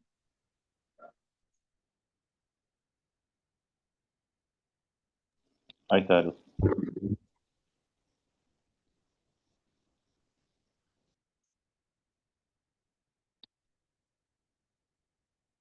Voy a compartir una pequeña presentación, más o menos rápido, como para avanzar. ¿La pueden ver todos? ¿Se ve bien? Sí, se ve bien. Bárbaro. Estoy hablando de un dispositivo y mostrando la presentación en otro, así que... Bueno, entonces tenemos a este hombre que es René Spitz, nació en Viena en 1887, más o menos. eh, bueno, obviamente en este caso él era un psicoanalista, ¿sí? Fue acogido como Sigmund Freud como discípulo y voluntario con quien fue practicada la terapia indagatoria del psicoanálisis durante un año. Y bueno, perteneció también a colectividades como el Instituto Psicoanalítico de Viena, la Sociedad Psicoanalítica de Viena, bueno. Presenta 3 estadios frente al desarrollo del bebé, ¿sí? Él era psicoanalista especializado, digamos, en este caso en niños. Seguimos con la línea de los niños. Y dice que durante el primer año de vida se circunscriben 3 etapas. La primera es la etapa preobjetal o sin objeto, la segunda la etapa del precursor del objeto y la tercera la etapa del objeto libidinal propiamente dicho, ¿sí? ¿Cuáles son estas? Bueno, la preobjetal o sin objeto dice tenida desde el nacimiento hasta los 3 meses siguientes al parto. El autor propone un estado inexistente de pensamiento en el niño, donde por ende no se admite una presencia del yo al momento de nacer, y mucho menos una conciencia propiamente formada, ¿no? Esto todo en base a, vamos a ver también después de que él estuvo muy presente en lo que sería la Segunda Guerra Mundial, sino en muchos niños en orfanatos, ¿sí? Niños huérfanos que pudo observar. Y la etapa del objeto precursor se inicia a los 3 meses aproximadamente y se da con la aparición del fenómeno que el autor llamó la sonrisa social, ¿sí? Que se da como un fenómeno de reacción ante una señal, ¿no? Frente a las características propias de una persona o un objeto. Lu, un Sí, poquito más despacio podrá ser. sí, sí. Dale, gracias. No frente a las características propias de una persona o un objeto, por lo que es llamada la precursora del objeto, puesto que el bebé empieza a reconocer señales de aquello que actúa en su favor, en la dualidad de la satisfacción placer-displacer, y finaliza alrededor de los 8 meses, esta sonrisa social. Como no hay objeto propiamente dicho, según el autor, se entiende que para esta etapa un yo embrionario, ¿sí? Hay un yo embrionario que comienza a formularse a partir de un primer organizador presentado en la sonrisa social, pues permite conocer que éste ya ha transitado de una recepción pasiva a una percepción más activa, donde guarda mediante registros mnémicos o rastros de recuerdos que denotan que se va produciendo una actividad separada del consciente, preconsciente, inconsciente, a partir, digamos, de este primer organizador. ¿Voy bien? ¿Se va entendiendo más o menos estas etapas? Bueno, acá dice que es de destacar que como reacción biológica el niño comenzará a producir sonidos, con lo cual Speed sustenta que el niño al reírse, su lagueo o orgeo, como lo comprobó experimentalmente, digamos, en estas observaciones, está vivenciando una sensación de omnipotencia narcisista, lo llama él, ya que es una descarga donde se busca reducir la tensión de los estímulos que ya percibe, y a su vez va formando zonas proximales del inconsciente donde se alberga el complejo anteriormente mencionado. Bueno, y después el autor hace énfasis en la reacción que para el sexto mes, ¿sí? Ya para los 6 meses, está concluida. Todo esto, ¿no? Se va viendo, como se puede ver desde el nacimiento, ¿sí? Esto va a ir sucediendo a través de los meses, ¿no? Quienes tienen hijos, bueno, en mi caso, obviamente uno puede estudiar a los niños, pero cuando se tiene un niño más cerca, se puede ver esto claramente. Y es la reacción del miedo, ¿sí? En los niños, reacción que se presenta en situaciones que son altamente desagradables, con una carga afectiva tal que se obliga al bebé a la manifestación de dicho afecto de forma diferente, expresiva de un yo, que se ve sometido a organizarse centralmente y cumplir su función primaria, evocar y controlar los accesos a la movilidad, tenidos de tintes afectivos alusivos a la sensación perturbadora que se experimenta. ¿Sí? Acá se empieza a ver, a partir del sexto mes, cómo este bebé empieza a reaccionar frente quizá al miedo. Bueno, tras las manifestaciones de miedo del infante se dan por finalizadas las condiciones para que el bebé experimente el segundo organizador de la psique, y se presenta al octavo mes la llamada reacción de angustia o la angustia de los 8 meses, ¿sí? Es esa parte en cuando el bebé no puede estar sin la mamá, llora cuando no ve a la madre, se desespera, ¿sí? Acá, digamos, la figura de cuidado principal, ¿sí? En este caso la madre o quien ocupe ese lugar, es primordial para que este bebé no se angustie de esa manera. ¿No te puedo hacer una pregunta? Sí. Te quiero hacer una pregunta. Vos sabés que hace muchos años atrás, cuando estudiábamos los orígenes de la esquizofrenia, esto lo hemos hablado y trabajado mucho con Estela, habíamos hecho una observación y habíamos leído al respecto, que, no importa, estoy con mi nuevo sillón, me estoy sentado en mi nuevo sillón. No, gracias, habíamos observado no se preocupen, es nada más que una cuestión de dinero. Tranqui, lo compré con tu tarjeta. Sí, sí, ya estoy acostumbrado, mi amor. Este, no, pero digo, veíamos, espera que te perdí, Lu, no sé dónde estás. Ay, no te veo. ¿Cómo puede ser que no te... Ah, ahí estás. Veíamos que era muy habitual en las historias clínicas de pacientes esquizofrénicos la falta de los cólicos del segundo mes. En alguna medida eso es contemplado, algunos decían que era también como un organizador. No sé si vos tenés alguna info al respecto. Me vino a la cabeza ahora escuchándote. No, a ver, lo que hace mucho yo averigüé, después dejé el tema, pero hace mucho estaba averiguando que en las familias que tienen una cierta decodificación de lo que le pasa al bebé, los niños tienen el cólico del segundo mes. En los orfanatos no se sabe si los niños o no tienen cólicos del segundo mes porque hay una sobreadaptación o porque no hay nadie que lo decodifique como cólicos y entonces los chicos no lloran. Los que han tenido niños, bueno, Emma, Lu, en el segundo mes, la verdad que los nenes los bebés están imbancables, lloran, lloran, no hay forma de calmarlos. Y que siempre vienen, las madres se desesperan, los padres también, los nenes, bebés lloran y lloran y lloran. Bueno, cuestión que son los cólicos y no hay nada que hacer con eso. Pero se ha descubierto que en los niños que tienen una contención, un hogar, aparecen los cólicos del segundo mes. Y en los chicos de orfanato o no aparecen, y hay una cuestión de autoconservación, y entonces por eso no aparecen, o aparecen y nadie los decodifica, con lo cual no se registran los llantos. Ah, era un señalamiento. Seguí vos, Luz. Después lo investigamos entre todos. ¿O qué opinás vos? Sí, justamente lo que resaltaba es verdad.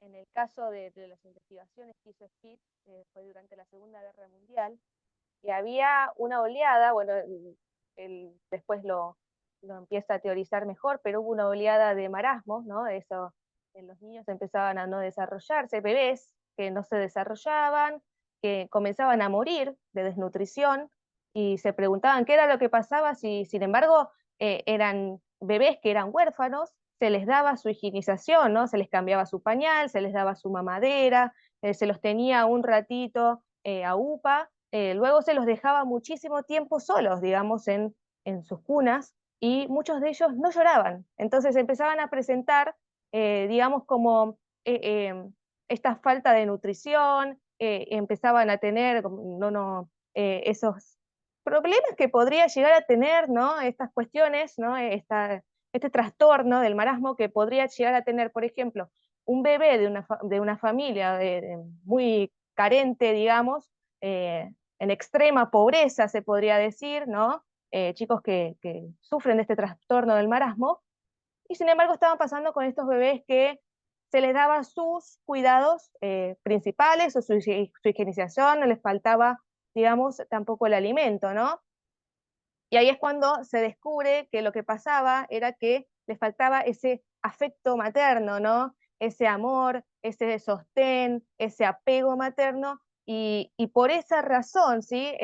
No podían dar abasto las enfermeras con tantos bebés, ¿sí? Huérfanos por la Segunda Guerra Mundial, no les podían dar esa atención, ese afecto que obviamente un bebé requiere y demanda, ¿no? Entonces hubo una oleada de muchas muertes, ¿sí? Eso es una etapa muy dura que tuvo que vivir, en este caso Spitz, y donde basó toda lo que sería su teorización más tarde. Así que bueno, sigo con el... Muchas gracias, ¿eh? Dale, dale, está interesantísimo. Esta angustia, sigo con el, si se puede ver la presentación, esta angustia es la evidenciada por Spitz como reacción de un bebé, logrando diferenciar un amigo, un allegado de un extraño, así esta angustia que empieza a aparecer a partir de los 8 meses, frente a la proximidad de este último en situaciones donde se confronta el psiquismo desde el principio de realidad, se produce un estallido, un carácter consciente de rechazo o recelo que indican una angustia frente a la ausencia de una persona conocida, ¿no? Como cuando el bebé empieza a ver a gente extraña, y quizás se larga a llorar sin motivo, se asusta de repente, y bueno, claro, porque eh, indican una angustia frente a la ausencia de una persona conocida ante la cual obtienen la satisfacción que demanda el principio del placer. Aparece también el no censurador, que representará para el... No se ve la pantalla. Perdón. Ahí comparto.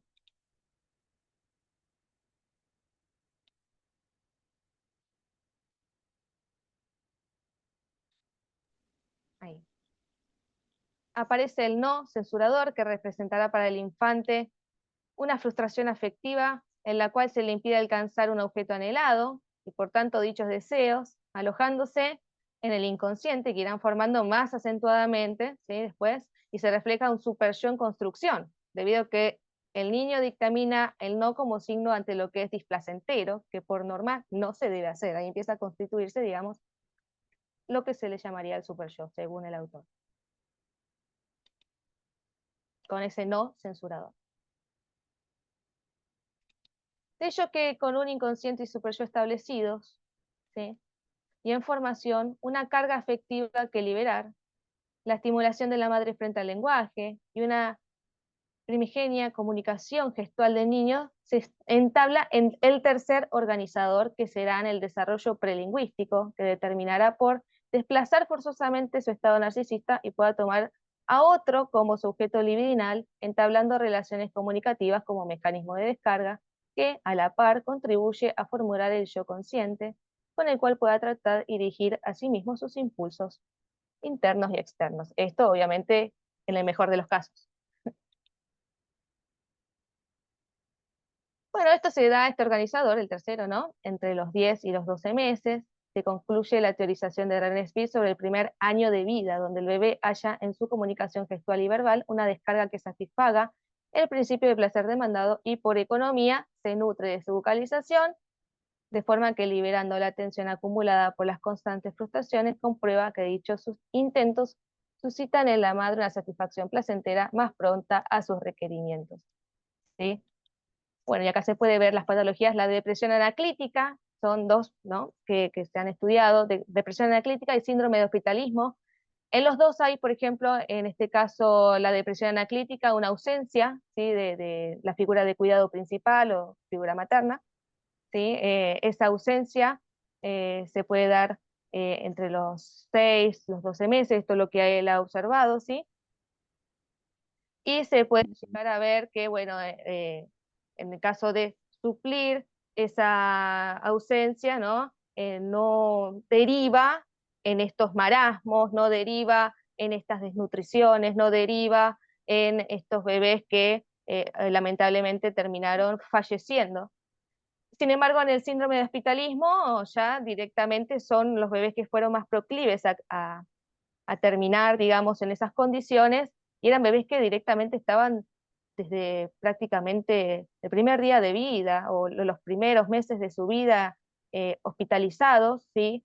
Sin recibir ese apego, ese calor de la madre, que derivaron inevitablemente, en el peor de los casos, en la muerte de los infantes.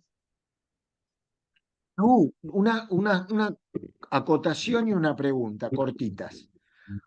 Cuando Green habla del mecanismo de desinvestidura radical como mecanismo en los funcionamientos fronterizos, compara a esa aspiración a la nada, aspiración a no ser, a la depresión anaclítica de Spitz. Por otro lado, te quería hacer una pregunta que surgió como debate el otro día en un grupo de estudio del cual participo. A tu entender, la existencia de la incubadora moderna ha disminuido la presencia del hospitalismo? ¿A tu parecer? Chicos, por ejemplo, en incubadora que solo puede entrar el dedito de la mamá o del papá, tocarlos. Y eso es interesante porque, sin embargo, la incubadora sí, según dicen los médicos, ¿no? Como explican ellos, el bebé no es consciente de que está fuera del vientre materno. Eso es lo que te explican. Yo justo, es muy personal el caso porque mi hija estuvo 20 días en incubadora, ¿no? Me la sacaron y Mira, no acordaba. sí, la llevaron a la incubadora y en mi caso yo sí pude alzarla, ¿sí? Yo pude tener, digamos, ese apego, sin embargo, me la habían como arrancado, ¿sí? Y me la llevaron a la incubadora, no pude tener ese apego que me hubiera gustado, ¿no? Sí pude alzarla, ¿sí? Pero dentro de lo que sería, obviamente, los pacientes de más riesgos, están los que son mucho más chiquitos y que no pueden ser alzados, ¿no? Que solamente se les mete ese dedito, digamos, en el cual el bebé puede comunicarse. Según la medicina se podría decir que siguen dentro del vientre, ¿sí? Según ellos. No son conscientes de que están fuera del vientre y intentan hacer todo lo posible para que esa incubadora se parezca al vientre materno. Pero yo me preguntaría, ¿qué aumenta el riesgo entonces de muerte, digamos, de fallecimiento de ese infante? ¿Por qué aumenta? ¿Realmente es algo hospitalario, si esa incubadora, ¿no? Esa incubadora simula el vientre materno también, ¿por qué entonces ese infante hay muchas menos probabilidades de que pueda sobrevivir? ¿Será que quizá le falta ese apego? ¿Le falta esa madre? ¿Le falta ese tacto, ese calor? Coincidimos totalmente, yo coincido Coincido totalmente. El otro día, plenamente. Mira, a mí me ha pasado con algunos pacientes que han estado en incubadora y por eso lo estudié, que yo observaba que tenían, que no habían tenido un apego suficiente en su momento con la madre y sí lo habían tenido más con el aparato. Y evidentemente, un poco lo que vos decís, ¿no, Lu? El grado de intervención que pueda tener la madre en ese momento, ya sea que lo pueda alzar, aún estando el nene en incubadora, o estar ahí. No te olvides que ahora las madres en general pueden estar al lado de su bebé si están en incubadora, pero en otros tiempos la madre podía pasar, no sé, media hora por día. Y después el nene quedaba todo el día en la computadora, mirá. Mirá el fallido. Vale el fallido. En el aparato. Con lo cual, había en esos niños, yo por lo menos yo esto lo registré en pacientes míos, ¿no? Adolescentes, ya después jóvenes, que había como una falta de empatía y una ligadura más a una desligazón al otro. Una falta, quiero hacer una aclaración. No tenemos que olvidarnos, perdón, que nosotros estamos hablando de casos individuales, no no, estamos no, generalizando. perdón, no, por eso digo, ahora es diferente, porque ahora las madres pueden estar, inclusive aunque esté en la incubadora el niño, la madre puede estar todo el día sentado, o los padres, o ambos, que antes no era así. Y hubo un autor que yo estuve leyendo por casos individuales que tenían en mi consultorio, y que en su momento lo estuve charlando con mi supervisora, que me contaba, y ahí estuvimos leyendo, que hay autores que dicen que muchas veces sucede que son niños que le cuesta afectivamente poder vincularse más que a otros, porque porque estuvieron sostenidos por el aparato. No siempre Bueno, sucede así, perdón, vuelvo, perdón, insisto, ahora, y cada vez menos. perdón. Primer tiempo del Edipo, lugar del amo. Quedan 5 minutos.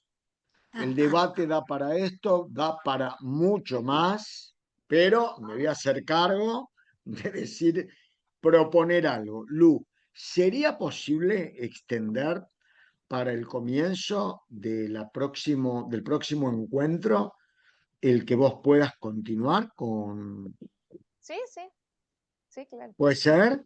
Porque si no, nos quedan 3 minutos, yo tengo que hablar con España en 15. Y ninguno tenemos pautado el horario, siempre me corrían todos con el horario a mí, ahora los corro yo a todos con el horario. Con las 12. ¿Te parece? Sí, sí, claro. Dale. Bueno, entonces la próxima, que es en 4 semanas, después ponemos la fecha, Ale Potsun. Te voy a decir algo porque te mandaste vos solo al muere. Nadie me escribió que quería hablar de Arminda Verasturi. Ah, vos. Ah, por eso la nombraste. Bueno, entonces no me falló la memoria. Doy para un tiempo más sin Alzheimer. Por suerte, parece ser. Está bueno Primeras Arminda Verasco. entrevistas, ¿no? Sí, fue una reayuda Arminda está fundamental. fantástico, Arminda, Bueno, sí, sí, sí. Está muy bueno el libro. esperen, nos quedan 2 minutos, 3 minutos. Arminda Verasturi. Dale. Justo vos habías dicho Garma. Lieberman. ¿Quién había dicho Garma? Caro. ¿Vos habías elegido alguno justo? Sí, Lieberman, dije yo. Lieberman. Pero no Bueno, tengo problema, si querés. entonces yo ya tengo la persona para hablar de Willy y Madé Baranger. Luego de Lu y Ale, respectivamente, y es Mónica Gamarra. Con lo cual te estoy haciendo una propuesta pública de Te acaba de mandarte enterar, material. Mónica. Me quedé Obvio, así. Sí. obvio, porque yo te mando el material, como suelo hacer, como voy a hacer con Ale también. Sí. Lo Es lindo, preparan los con Baranger tiempo, es lindo. Aparte es contemporáneo. Hace poquito falleció Madé Baranger. no tan poquito, pero digamos Bueno, que la APA es una antes de la muerte de Madé Baranger y otra después de la muerte de Madé Baranger. sí, Madé, no hace tanto. fundadora junto a Fernando Urribarri del espacio Green en APA, por cierto, espacio hoy bastante despoblado, que yo estoy intentando relanzar con otros colegas de APA como un espacio de psicoanálisis contemporáneo, ampliando, siguiendo la idea de Green de ampliación e integración que caracteriza al psicoanálisis contemporáneo. Ojalá salga un lindo seminario que tengo pensado para APA. Un segundo, por favor. Respecto me están golpeando, pero no la puerta, parece. Yo escucho ruido y pienso que es la puerta. Que va a ser sobre, lamentablemente no los puedo invitar, salvo aquellos que están en APA, que va a ser sobre la resignificación del esquema del psicoanálisis que encuentro en el libro Ideas Directrices para un Psicoanálisis Contemporáneo de André Grilli.